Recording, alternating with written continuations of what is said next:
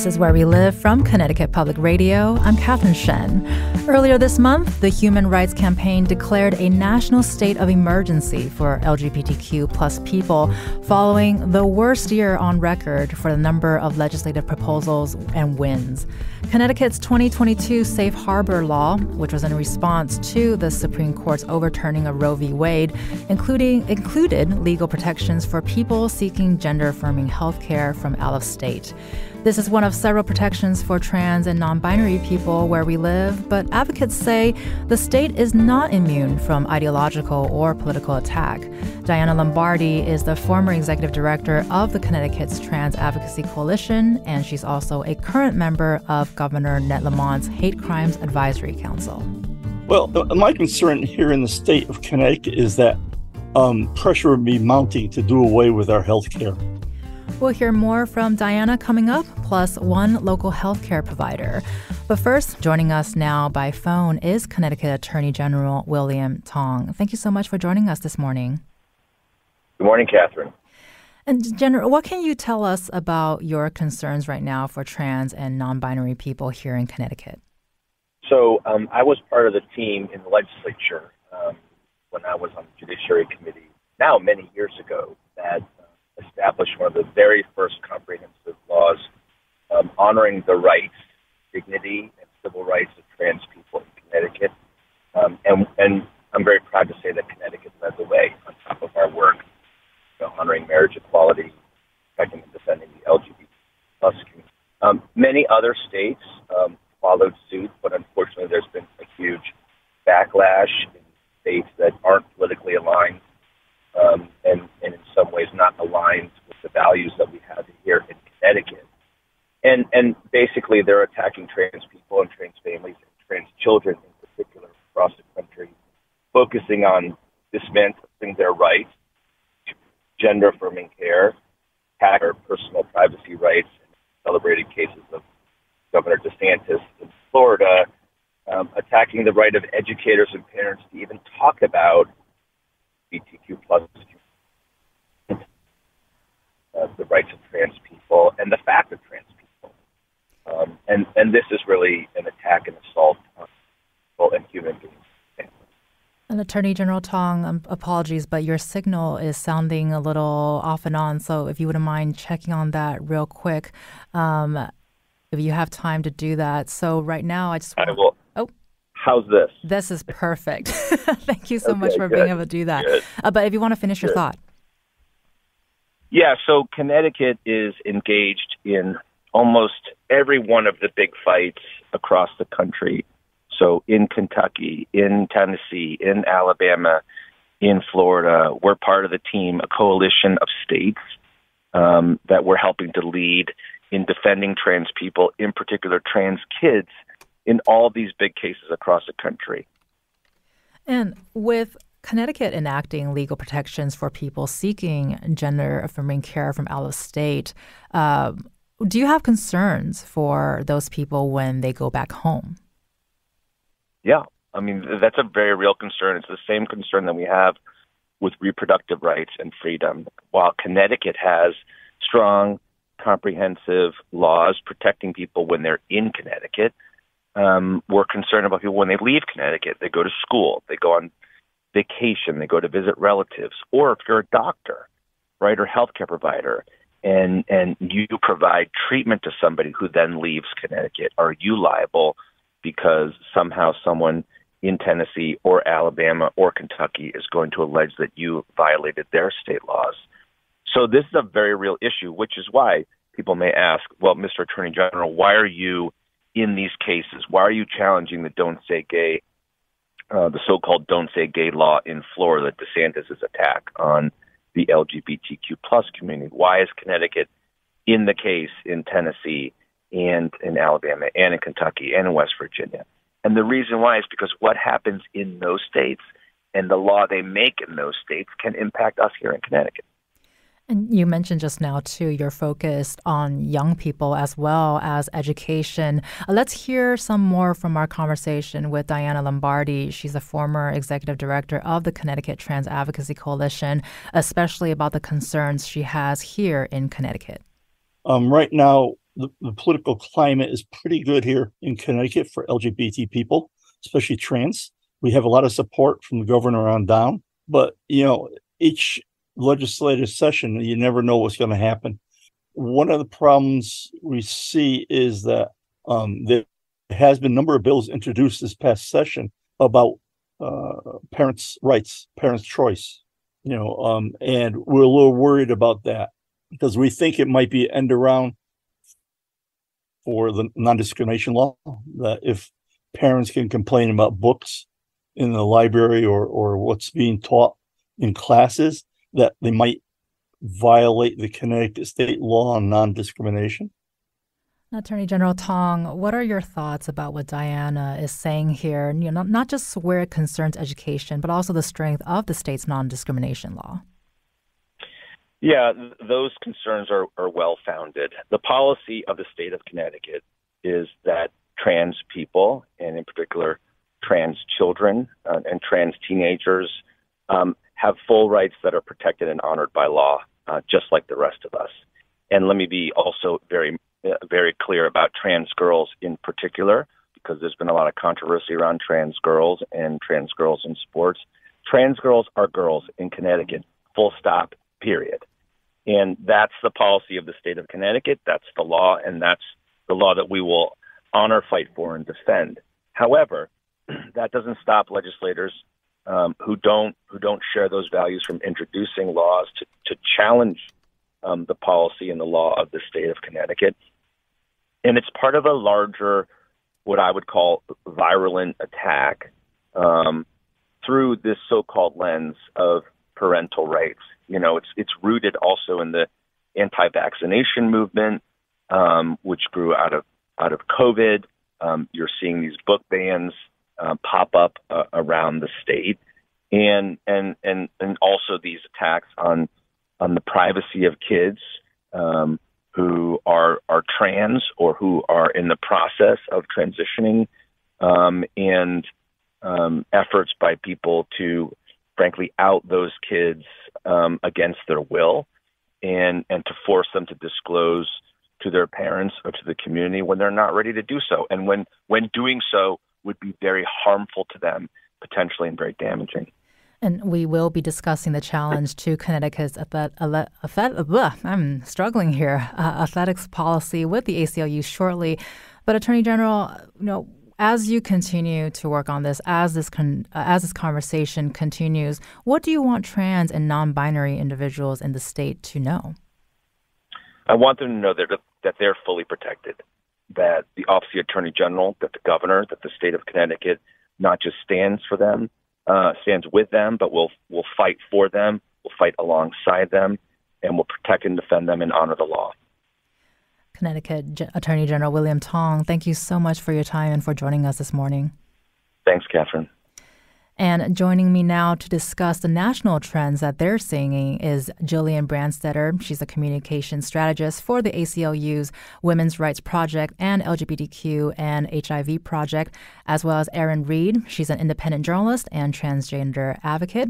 Her Substack is called Erin in the Morning, where she's been maintaining a monthly anti-trans legislative risk map. Thank you, both of you, for joining me this morning. Thank you so much for having me on. Yes, thank you so much. And we're going to jump straight to it. Gillian, I want to start with you. The ACLU has maintained a map of now record number of bills attacking LGBTQ rights. There were over 490 bills this legislative session alone, including 2 here in Connecticut. What are the trends that you have observed in these bills? So really over the course of the last few years, we've seen this steady ramp up in bills targeting queer folks and trans folks especially.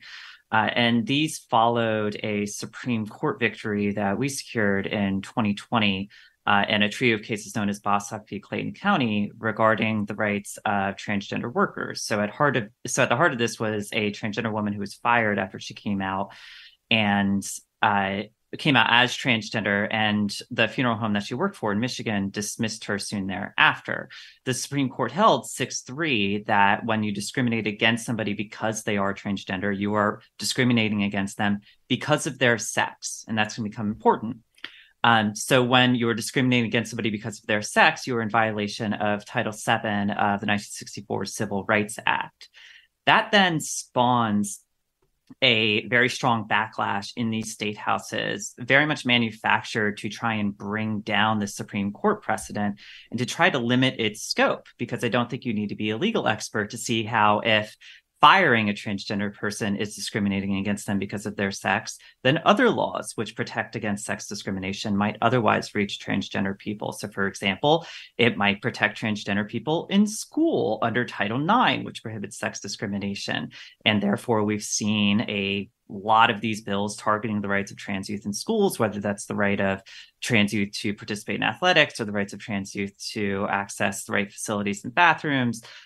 Or, as the Attorney General said, the rights of trans folks to hear their own stories reflected back at them, to read books by or about them. The other area here of concern here is in regards to healthcare. Section 1557 of the Affordable Care Act prohibits sex discrimination in healthcare.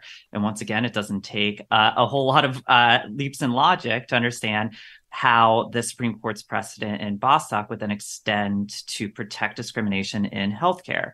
And in particular, in this year, we have seen a tidal wave of bills outright banning gender-affirming care for transgender youth. This has ranged from bills threatening to remove licenses from doctors who provide this care to transgender youth, all the way up to efforts in Texas and Florida to actually try and remove transgender youth from their parents' custody if they're allowed to access this care. We have seen the number of these bills double every year since 2020. And unfortunately, there isn't a whole lot of sign that there's any effort at slowing these bills down. That said, we are extremely active in the courts. We have now won. We and the broader LGBT Legal Advocacy Coalition have won six court injunctions blocking enforcement of the bans on gender-affirming care for transgender youth. And that's unanimous. That's across every single law that has been challenged in court. In fact, just a few weeks ago, we received the first ruling on the merits on such a ban in Arkansas, overturning that law altogether. Now, of course, that's going to get appealed up to the circuit there in Arkansas, but we are seeing really, really strong signs about the legal strategy against these bills. Courts are continually finding that the expert states are bringing out to justify these bans don't actually have any expertise. They don't actually work with transgender youth. The evidence they're citing to try and justify these bans don't actually make the claims that they think it does.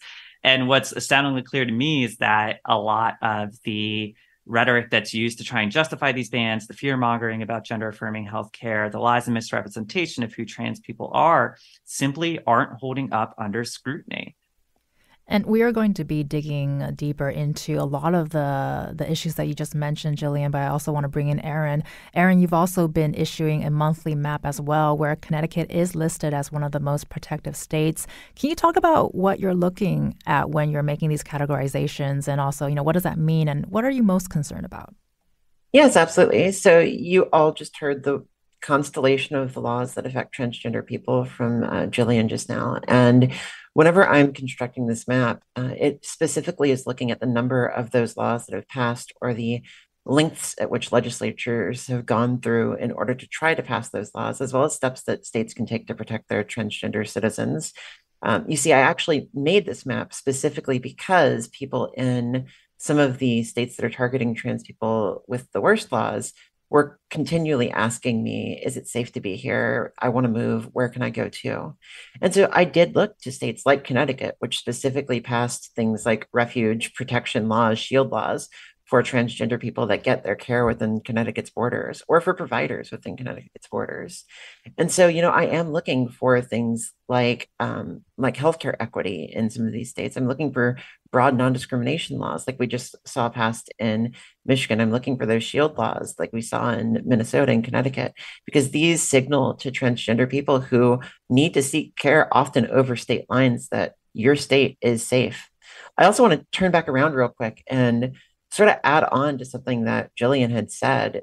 And she had mentioned that that this is manufactured, and it truly is, because we know in the immediate aftermath of the Obergefell decision for marriage equality, that they tried to pass the very first wave of anti-trans laws, and they did so by focusing in North Carolina with the bathroom ban there. That failed miserably. We saw PayPal pull out, Deutsche Bank pulled out, the state lost $3.7 billion in damages. And so we have the same organizations that are responsible for filing all of these laws and for writing all of these laws. We have them on the record as saying that they started with sports specifically to get the foot in the door so that they could pass further anti-trans legislation.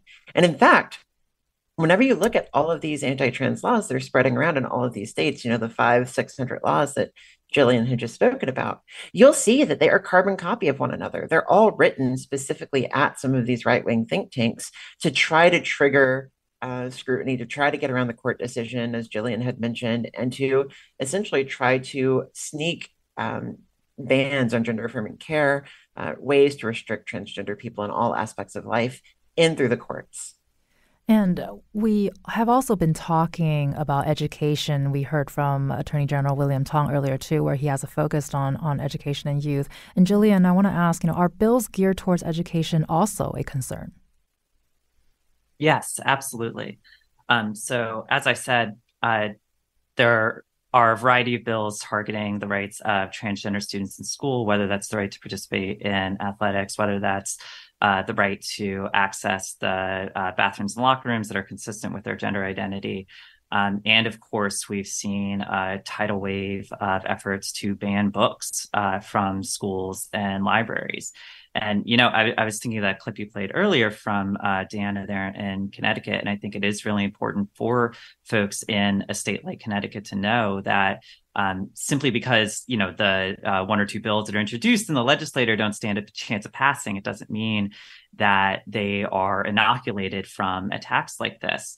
And the targeting of classroom instruction that might reference the existence of LGBT people, or the efforts to ban books by or about queer folks, that often starts at the hyperlocal level. And in fact, we've seen in Connecticut where just last year, a school district was forced to drop a mental health program because these far-right, dark money activists who were, essentially bought their way to the school board, portrayed it as a Trojan horse for trying to, sneak hormones into the kids' chocolate milk at school or whatever else conspiracy theory they might have had about it.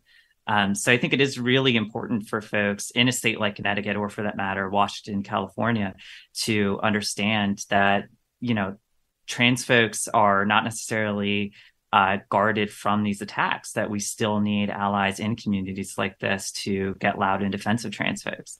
And Erin, go for it. Yeah, no, I want to jump in here because I think schools are just such a perfect place to look at sort of the hypocrisy around these laws.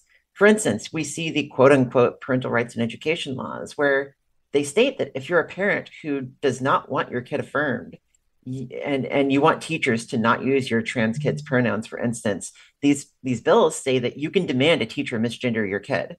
But they'll then turn around in the very same bill and say that if you are an affirming parent and you respect your trans kid and you want the teachers to use your trans kids' pronouns, teachers have a right to refuse due to free speech. And so what you see is that it's sort of a double bind here. It's only parental rights for the parents who want to raise their kids the way that Republicans want them to be raised. But for those who are affirming of their kids, it's no longer parental rights. They throw parental rights out the window. And we see this time and time again. It's the same thing with the gender-affirming care bans that are being passed around the United States. We hear from this party that from these people that are pushing these anti-trans laws that we hear it's all about parental rights. But the second parental rights comes into play for a decision that you don't like, they throw parental rights out the window. Both of you have described a lot of these bans that are paving a way for a lot of the bills that we're seeing now. And Gillian had mentioned a lot of these are also happening on the hyper local level. And Erin, I want to ask you, especially with what you just said, healthcare and education seem to both be really major areas of focus when it comes to trans and non-binary people. What are your thoughts about these twin issues, how they're very much interconnected? They are. And, even just sort of going off of what I had just said, we saw in multiple court decisions now. I know Gillian had mentioned we're 6-0 on these fights in court right now. We just saw in Indiana, the judge there specifically blocked the gender affirming care ban in Indiana, citing parental rights, citing that parents have the right to make the medical decisions for their kids. And so, right now, yes, they are turning to education and they are turning to healthcare. And as it stands right now, they are focusing on transgender youth. But I do want to add that we have seen a process of continual escalation with respect to these laws. 4 years ago, it was trans people in sports, and that was the only sorts of laws that you saw. In fact, the gender affirming care ban that was in Arkansas was seen as extreme. And the Republican governor at the time, Governor Hutchinson, vetoed that ban. It ended up passing into law anyway. That is the one that was just recently overturned in court as being unconstitutional. But now fast forward to where we are today. And yes, we are seeing 20 states with gender affirming care bans getting passed, but also we're seeing further escalation. We just saw in Missouri, the attorney general there tried to pass a series of measures designed to restrict adult hormone therapy. We just saw in Florida, the legislature there banned essentially 80% of all trans care by banning nurse practitioners from providing that care. They do provide the vast majority of trans care. Furthermore, they added an informed consent form where suddenly the remaining 20% had to put their therapy on hold because the Board of Medicine had not developed a form. And so, we're seeing the continual escalation on attacks on trans people. And it is going to, I personally believe it is going to go further past just transgender youth and into the realm of trans adults. I have watched hundreds of hours of legislative hearings, and you can hear from the people that fly from hearing to hearing to hearing. You can listen in for what they're going to target next. And what you hear in all of these hearings now is that the brain is not finished developing until the age of 25. And it's no surprise that we saw 5 or 6 bills this year start with making gender affirming care illegal up to the age of 25. Now, none of those bills actually passed, but you can see how they're continuing to try to evolve this into limiting and eliminating transgender rights as far as they can. And we have been talking about the recent lawsuit that was thrown out by a federal judge here in Connecticut that the ACLU defended former high school athletes. Gillian, I want to ask, the plaintiffs are going through an appeal request, continuing to challenge the state's protection for trans athletes. What can you tell us about that? Sure. So for folks who don't know, in 2019, the state of Connecticut, which has a trans inclusive athletics policy, an athletics policy that allows transgender student athletes to participate in sports along the gender that is most consistent with their own gender identity. In 2019, that policy was challenged by an organization called the Alliance Defending Freedom, which is certainly misnamed. As Erin noted, a lot of the bills that we're seeing enacted across the country targeting trans folks are extremely identical, and the Alliance Defending Freedom is probably the most active organization drafting and trying to defend these bills. So they targeted Connecticut as a means to try and, like I said, limit the reach of protections for transgender youth. The ACLU and the ACLU of Connecticut stepped in to defend the policy on behalf of Andre Yearwood and Terry Miller, two transgender track runners who are being basically accused of cheating by virtue of the letter that's on their birth certificate. The assertion being made is that because they won a track meet in 2018, they therefore denied the right to be champions, quote unquote, to a group of cisgender girls that the ADF is representing. Of course, what we found is that, Selena Soul, who's the named client in this case, went on to win 5 state titles after that race. She qualified for nationals 4 times. She now runs on Division I, right? While our clients, Andrea and Terry, were effectively forced out of sports altogether because this case became such a focus of right-wing media, and they became such a massive target of vitriol and harassment. We successfully defended Connecticut's policy in front of a 3-judge panel of the Second Circuit last December. As you noted, the ADF has appealed that case, and just in June, we argued in front of a full panel, the Second Circuit down there in Manhattan. And we are certainly confident that the full panel is going to the full panel of the court is going to uphold the smaller panel's decision here. There's something that I think I want to make clear here. I don't think you need to be full of vitriol towards trans people to be on the opposing side of myself on this issue. We've talked a lot about how these topics have very much been sort of manufactured from whole cloth. We've now seen that there are more bans targeting transgender youth athletes than there are youth athletes. In a lot of these states, it's like 1 or 2 kids that they're trying to force off their sports teams. And I think it's important to recognize why they latched onto that issue. And it's because this conversation around athletics relies on a lot of assumptions that people have about gender, about bodies, about sports, and fairness. And, I was also raised with those assumptions, right? But as the Attorney General said, once you understand that transgender women and girls are women and girls, the moment you're trying to carve up and say, well, there are girls in this context, but not in this context, it's really hard to see how somebody can have full rights in that framework. Transgender people are either full members of society or we are not. And it's why we've successfully defended Connecticut's policy. It's why I think we're going to continue to successfully defend Connecticut's policy. And I think it's also important to pull back the stakes.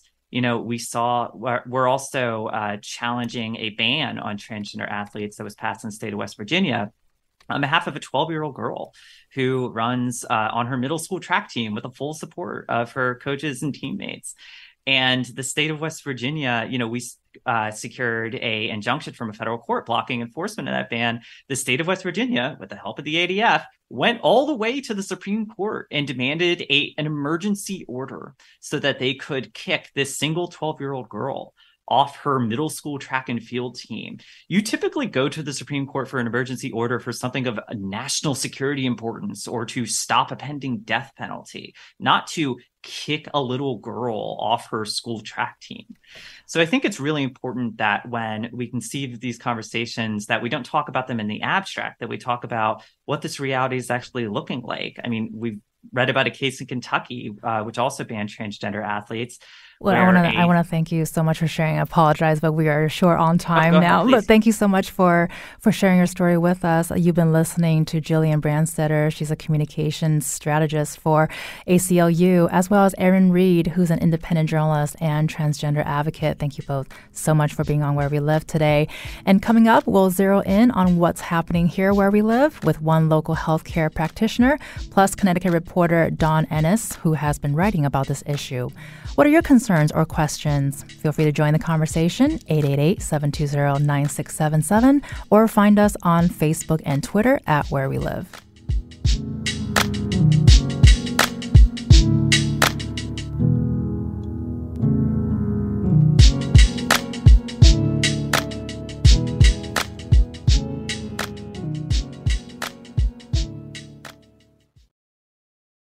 This is Where We Live from Connecticut Public Radio. I'm Catherine Shen. This hour, we're addressing the stark rise in anti-trans legislation nationwide. Prior to the show, we spoke with Diana Lombardi. She's the former executive director of the Connecticut TransAdvocacy Coalition and also a current member of Governor Ned Lamont's Hate Crimes Advisory Council. Let's take a listen. One of the things, if you read all the comments by those who are against us, they still seem to think that being trans or gay or lesbian or queer is a choice. And it's not a choice. It's something that we lived with all our life. It's not something that just pops up. It's something that's deep inside. For me, I knew I was trans. Of course, back then there was no words for it. But back in the 50s and 60s, I always thought I was a girl. And I was always corrected in line in elementary school. But we need to educate. I can't stress that enough, that education is the key, because all these false rumors are out there and people really don't know what it means to be trans or how children are trans. So we have to educate people.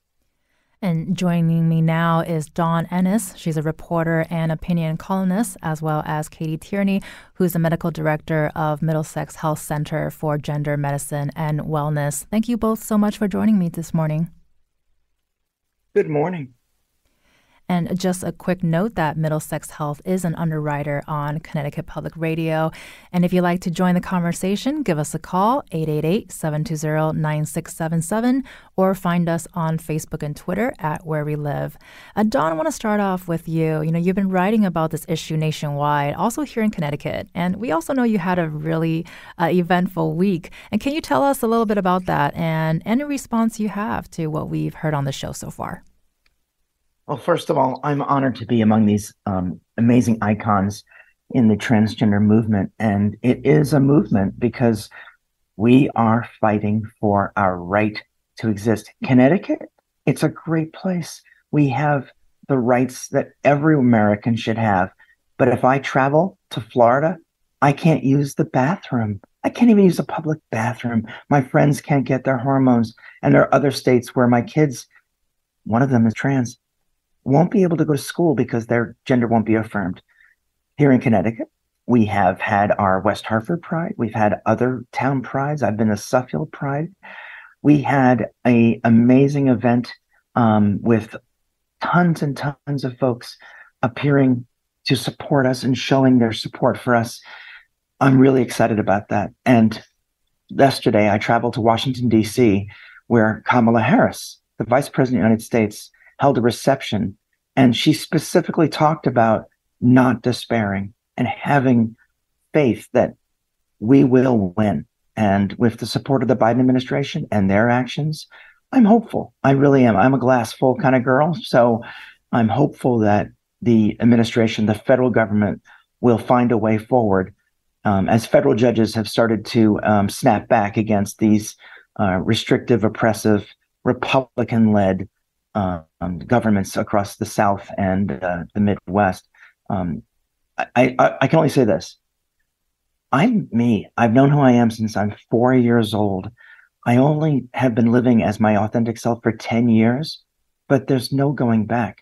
This is not something that is a fantasy or a dress up. I'm just living my life, and all I expect for other people is I live my life, I let you live yours. Why am I in any way objectionable to you? If you don't like who I am, then don't be a transgender person. If you don't believe in same-sex marriage, don't get gay married. I just think people should learn to live and let live and follow the golden rule of treat others the way you want to be treated. And we've been talking about care, and Katy, I wanna bring you in because you spoke with the Hartford Courant recently, and they reported that the number of trans people seeking gender care here in Connecticut is rising. Hartford Healthcare Center for Gender Health has seen over 200 patients since they opened last August, and that number is about 4 times what they expected. And your own Middlesex Health Centers for Gender Medicine and Wellness has about 1,000 active patients, and you're seeing about 5 to 10 new patients every week. And I want to ask, based on what's been going on here, would you say these numbers have spiked? Have they changed? We are not. It is muted. She's muted, so maybe that's the problem. I don't know. I can start to answer it until she gets. I was going to say, go for it, Dawn, while we figure out Katy here. The thing is that trans people have always existed. But, Katy, jump in. Nope, that didn't help. Apologies. I'm connected in 2 ways. I'm having trouble on both. It's okay. So, I don't know that we've really seen a change in the rate that we're seeing new patients. I think we're pretty much holding steady. I think where we're seeing the difference is that, patients are, I see 2 things. One is that patients are responding to the national stress by starting to make plans for what happens if bad things happen here. And I want to reiterate what Dawn said. We really are in really good shape here in Connecticut. That doesn't mean there's not stressors and there's very protective I think we might have laws in place and mandated healthcare. So we really have excellent access. They travel, or what happens if something changes, saving procedures that they need. So that's, I think, a big part of the conversation. And some patients are making decisions or moving timelines up of when procedures are appropriate for them, because way that we saw when gay marriage was under a lot of threat, we saw people getting married sooner than they would have, something we didn't want to see taken away. So, and I want to reiterate, gender-affirming care is not just hormones and surgery. Gender-affirming care is taking care of the whole person and respecting their autonomy. Katy, I just want to real quickly, we're going to try to get you back on the phone just because it's a little dicey so far. But I want to bring in Dawn, writing on what Katy is just saying. Can you talk about some of the misconceptions of gender-affirming care? What are you hearing and what would you like to clarify? Well, I'll speak in two hats. My first hat is as a journalist. Gender-affirming care, as Katy was starting to say, is not surgery for children. Surgery for children doesn't happen unless the child has cancer or some kind of malady. Gender-affirming care happens when a child is of legal age, so 18, all right? That's still a child because I have children, but we're not having surgeries on children. There are treatments such as reversible puberty blockers, and there are hormone treatments. I myself am a parent of a transgender child who's 16 who has started on hormones. And this is because there are three things. They're insistent, they're persistent, and they're consistent in their gender identity. Those three areas have to be met before any doctor would prescribe hormones to a child. And the other thing, is Katy back? I think Katy is back. I just wanted to ask, with what Dawn just said, Katy, I want to ask you are there misconceptions that gender-affirming care immediately means hormones and even surgery? I think people kind of feel like that's what it means, but can you clarify that further for us? That's absolutely a misconception. It is, what Dawn is saying is that when we're evaluating a patient for readiness, this is a medical decision based on informed consent that we do with every kind of medical care that we do. There is nothing that we do in healthcare. Or I think we are having some interesting live radio, folks. It is live radio, folks. But Dawn, you're wearing many hats today. So I know Katy was just talking about how there's a lot of misconceptions here. But do you mind finishing your thought on that? No, I will say this, that there are people who are out there who are detransitioners, people who have started a gender transition and then realized this is not for them. How they get through the gatekeepers, I really can't explain, but there are people who think that a gender transition is going to solve other problems. And you know what? You're still the same person afterwards. It's not going to fix whatever it is that's wrong with you. And what people sometimes discover is, well, maybe it wasn't transgender identity or dysphoria. Maybe it was something else. And this is a small minority of a very small minority. There are so few transgender people in the country, in the world, that the rate of desistance, the people who go back to their gender presentation prior to transition, is like 0.2% of the transgender population. I myself am someone who detransitioned. I had a terrible, terrible time with the media, of all things, as a journalist 10 years ago. 10 years ago next month, I detransitioned. But I found my way back because I had support from positive mental health professionals and my family and friends. So yes, I think there should be understanding that detransition happens. But I want people to understand, people who are listening, the gatekeepers like Katy, the hospitals, the doctors, they go through so much work to make sure that the vast majority of people are getting gender-affirming care, including hormones, including puberty blockers, when they're ready, when they're insistent, persistent, consistent, and they're not just doing a drive-through operation on mastectomies or, orchiectomies.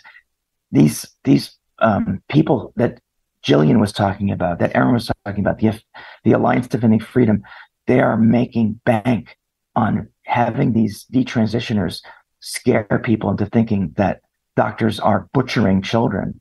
And that's just not the case. And Katy, I think we have you back on the line. We've been talking a lot about misconceptions, and one of the major things Diana Lombardi wanted to clear up was about children and that in the medical care they can and cannot receive. She also clarified that nothing is irreversible, including, for example, puberty blockers, and also nothing is issued to young children. Can you help us clarify this issue, because it's very complicated?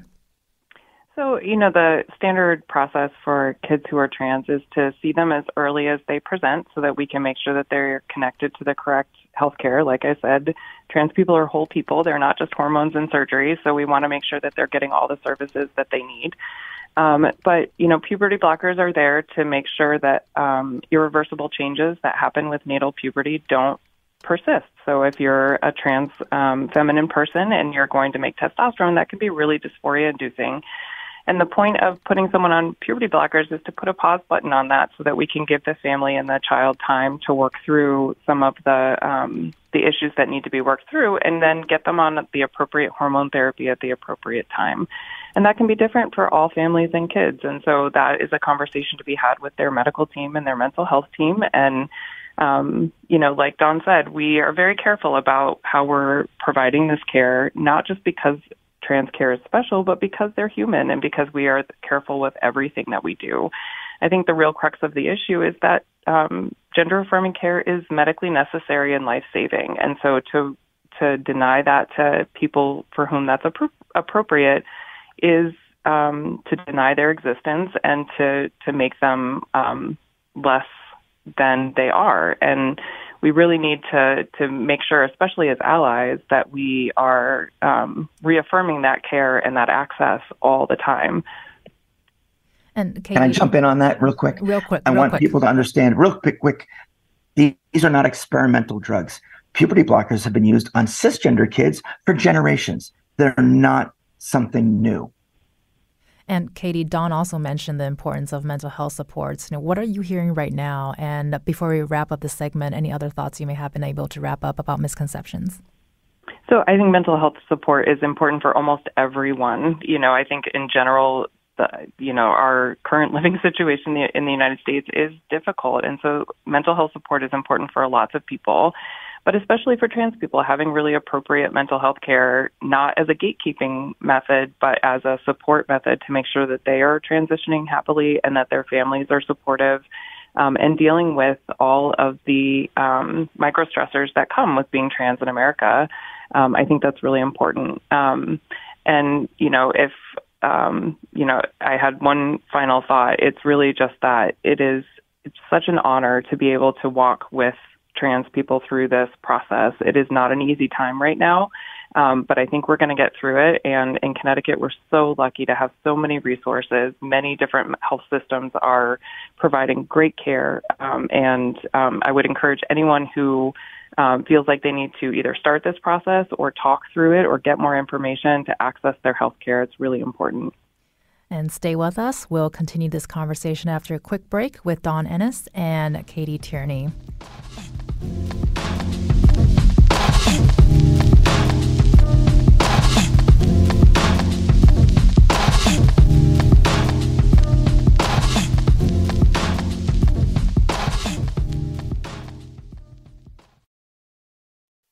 This is Where We Live from Connecticut Public Radio. I'm Catherine Shen. This hour, we're exploring the protections in place for trans and non-binary people here in Connecticut amid a rise in hateful rhetoric across the country. And back with us to continue this conversation is Katy Tierney. She's the medical director for Middlesex Health Center for Gender Medicine and Wellness, as well as Dawn Ennis, who is a reporter and opinion columnist. We're going to jump straight to Dawn. And you recently wrote about the Anti-Defamation League's annual heat map report, which keeps track of hate, extremism, anti-Semitism, and terrorism in the U.S. Real quickly, what trends were there where it concerns the LGBTQ community, Dawn? Interesting that the number one problem that the ADL found was harassment. Harassment was the number one problem they were tracking. And the numbers are a little kinky because in California, they've been tracking so many more hate crimes and terrible things being done to the LGBT, including the trans community. And when I asked the ADL, how come your numbers are different? They said, this is not supposed to be a catalog. This isn't like, a report on every single incident, but it is the report that they've been receiving. And even one attack, one case of harassment, one case of assault is too many. So what the ADL was basically trying to explain was, hate is not just anti-Semitism or anti-Asian hate or anti-people of color hate, but it is also targeting the LGBTQ community. And let's remember that there are intersections here. There are people who are Black and trans. There are people who are Jewish and trans, like me. The ADL report and the heat map is great, but I think it's only a start. And what I think people need to understand, what I just wanted to spin off regarding what Katy was saying in our prior segment, people think that trans people have mental problems or are suicidal. And the actual reason that the suicide rate is so high, the New York Times talks about 7.7 times the rate of suicide attempts versus the average person. It's because of rejection. It's because of a lack of acceptance. This is why despair is such a large problem. It is not because there's a mental health issue. It's because there's a lack of acceptance issue. And I'm someone who is a suicide survivor, so I have personal experience with this. And we got about 2 minutes left, but I wanted to ask Katy. We've heard from Diana Lombardi, who touched on the need for positive aspects for the LGBTQ community, and especially given on what Dawn just shared. What are your thoughts about this need for education and positivity and joy? Katy, absolutely. The word the diagnosis that we use often is gender dysphoria, but we really like to focus on gender euphoria because people being able to be themselves is just amazing. I think the experience of authenticity is something that everyone can understand, whether you're trans or not trans. And so, focusing on making sure that if you hear a conversation that sounds like education is needed, then step in, especially as allies. I think that's really, really important. And listening to trans voices, listening to their experiences, making sure that we take that information and try to make our relationships better, not worse. Connecticut, again, just an amazing place to be, but it takes a lot of courage for people to be authentic and to be themselves, and we need to make sure that we're fostering an environment where that's possible. And Dawn, in 20 seconds, any final thoughts? Thank you, Katy, for being my endocrinologist and supporting me through my journey. And second, I had the joy of writing about trans joy. It exists, and it's in Connecticut Voice magazine. I hope everyone will check it out. Well, thank you both so much. You've been listening to Dawn Ennis, who's a reporter and opinion columnist, and Katy Tierney, who's a medical director of Middlesex Health Center for Gender Medicine and Wellness. I want to thank them both. I'm Catherine Shen. Today's show is produced by Katie Pellico. Our technical producer is Kat Pastor. Download Where We Live anytime on your favorite podcast app, and thank you so much for listening.